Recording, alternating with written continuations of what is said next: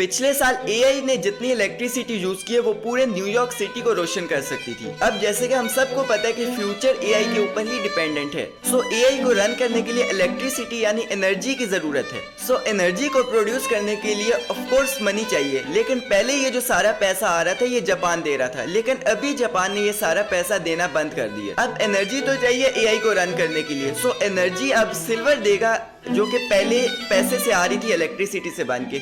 अब जो चाइना ने एक नई टेक्नोलॉजी इन्वेंट की है जिससे सिल्वर के थ्रू हम एआई को पावर अप कर सकते हैं। एआई के चिप्स बन रहे हैं, ऑटोनोमस व्हीकल्स बन रही हैं और बहुत मैसिवली इस इंडस्ट्री के अंदर जो है काफ़ी चीज़ें आ रही हैं जो कि सिल्वर के ऊपर सारी चीज़ें डिपेंडेंट है। अब जब सिल्वर इतनी ज़्यादा रिक्वायरमेंट है एआई की, सिल्वर की डिमांड बढ़ रही है, सिल्वर के अंदर एआई एज अ कंज्यूमर आ रहा है। अब एआई जो है जिसके ऊपर पूरी अर्थ का फ्यूचर डिपेंडेंट है, सिल्वर उसको पावर अप करेगा। जब सिल्वर उसको पावर अप करेगा तो ऑफ कोर्स इस अर्थ के अंदर एक लिमिटेड अमाउंट ऑफ सिल्वर है, तो जब उसकी डिमांड बढ़ रही है तो ऑफ कोर्स सिल्वर आने वाले टाइम में हाइक करेगा।